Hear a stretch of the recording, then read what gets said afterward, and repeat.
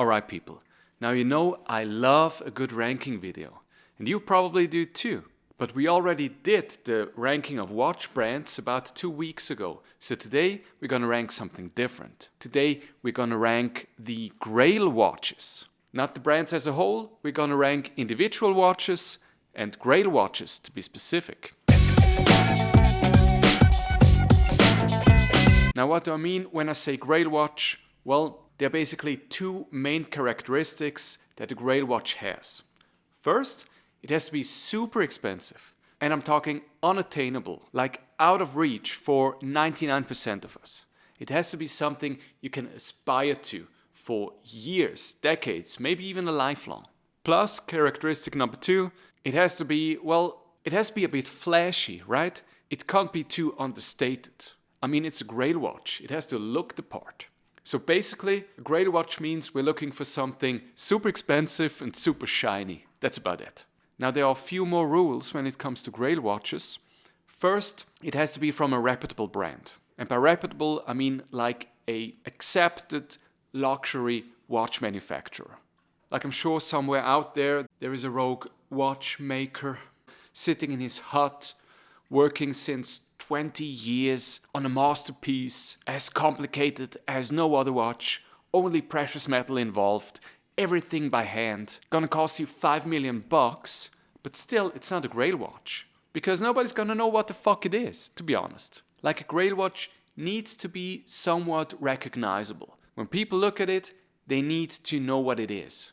Now that might sound super shallow, very superficial, but hey, I don't make the rules. That's just how it is. Another rule a Grail watch has to follow in order to qualify as a Grail watch is it has to be the top dog in the lineup of that watch brand, right? Last week we did a video comparing watch brands to car brands. So let me use this comparison real quick here to illustrate my point.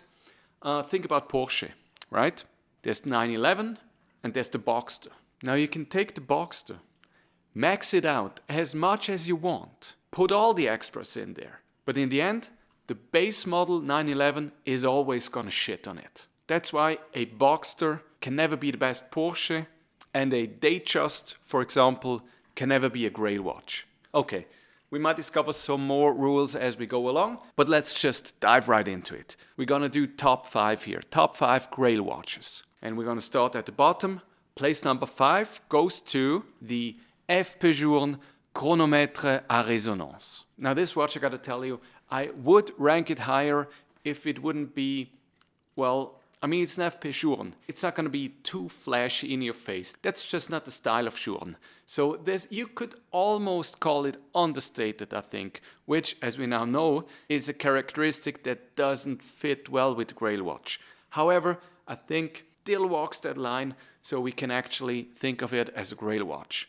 Now, price-wise, they're definitely there. You're going to have to part with close to $200,000 if you want this watch, if you can even get your hands on it. So price-wise, it is definitely in Grail territory.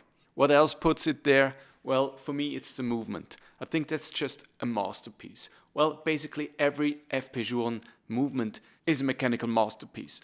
But this watch houses not only one, but two movements. They are used to display two different time zones on your watch face, and they sync up to each other. As we know, mechanical watches, even the best ones, aren't super precise. Even with the best watch, you still get plus minus 2 seconds a day. So displaying two time zones with two different movements, you would have to basically set this thing all the time because the minutes hands would just be out of tune. Now with this one though, these two movements actually sync up to each other, but without being mechanically connected.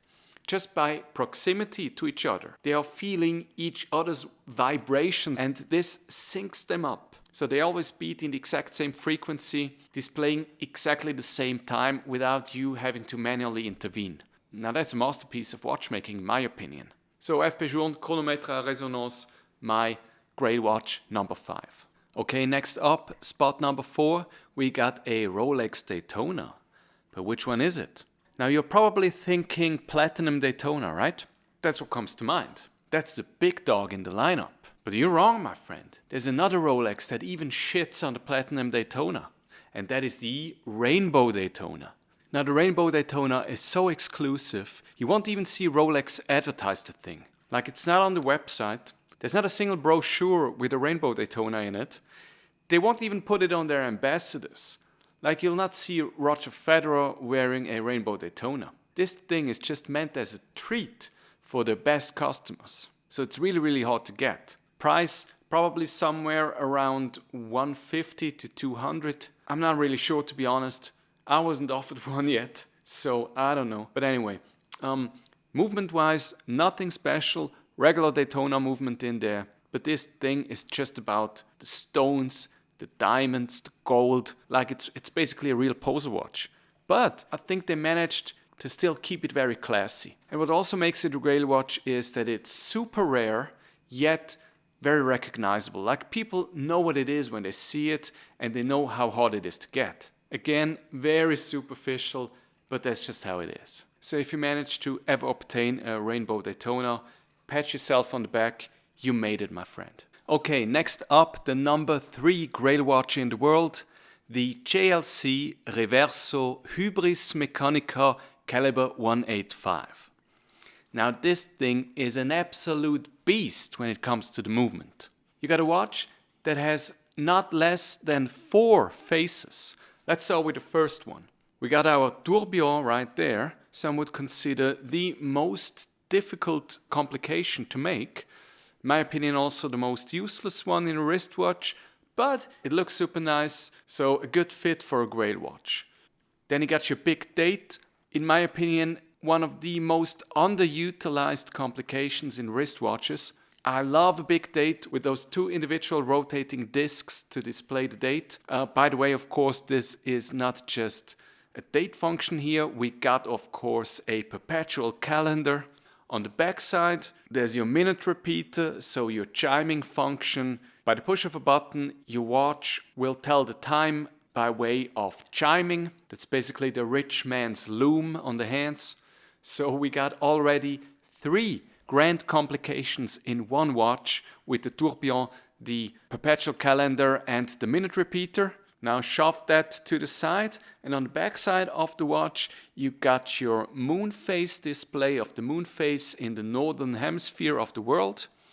Right below that you even have a little sub-dial displaying the distance, the current distance of the moon to the earth. And to the left hand side of this you even got a sub-dial displaying the position of the moon relative to the earth and the sun. So you're going to be able to see upcoming solar eclipses. But we're not done yet.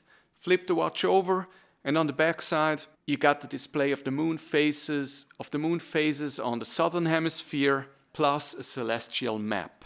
So as I said, when it comes to the movement, this one's impossible to beat. And it will probably surprise you to learn that this watch is really affordable. Only $1.6 million. So head right out to your bank, ask them for a mortgage. Maybe soon you'll be a proud owner of one of these pieces. Okay, it's getting really interesting now. Grail watch number 2 in the world is the Audemars Piguet Royal Oak Double Balance Wheel Openworked 41mm version in pink gold. Now this thing is just a piece of art. I mean, look at it. This for me, optics-wise, design-wise, is just the definition of a Grail watch. Even the most uninformed person seeing this watch will intuitively understand this is the real deal. And the pictures don't even do it justice. This thing is stunning. And the movement here, it's not about complications, it's all about the way they have skeletonized this thing. I've never seen it done better. I mean, the base plate is pretty much inexistent, and it has so much style, and everything just fits together perfectly. Now, I know in the meantime AP came out with a version of this watch in frosted gold and some precious stones around the dial, which, well, according to my logic of a platinum Daytona and a rainbow Daytona shitting on it, actually, that new version would shit on this one, but I disagree in this case. Because it's not just about being shiny, it's also about elegance and taste and design. And this one just ticks all the boxes. Okay people, it's time to reveal the winner. The Grail watch, The one that shits on all of them. And of course, it's a Patek. The Patek Philippe 5271R. Now look at this thing. When you ever hear somebody say heavy hitter when it comes to watches, this is what they have in mind. And this is a real heavy hitter. Solid gold, of course, all the way around. We got a chronograph and a grand complication, the perpetual calendar. And this thing just looks insane. Now this is what the Grail watch should look like. This watch walks the perfect line between elegance and opulence. It's just amazing. Did I mention yet that it has a moon phase display as well? So the movement doesn't have to hide from anybody, especially when you flip the watch over and you can actually look at that gorgeous piece of craftsmanship. It's fantastic. You know, there's a video out there of Sylvester Stallone talking about this watch, mentioning that when he has to flex on somebody with a watch, this is the piece he puts on his wrist. When it comes to Grail watches, this one just stands above them all, in my opinion. By the way, Patek, they are actually known for their outstanding chronograph movements. So actuating the thing, you will feel the quality. Very important thing, I think, when it comes to watch, that you're actually gonna interact with it, meaning hand wound, which this one is, and a chronograph, so you have to push buttons. It has to feel the part, and this one definitely does it. Now I know Grail watches, that pretty much is a very personal thing. Everybody has different tastes, different opinions, and I will be very interested to hear yours. So do me a favor, head down to the comment section and let me know what is your Grail watch. So that's all I got for today. Thanks for watching. If you don't want to miss the next episode, make sure to subscribe, and I'll see you then. Have a good one.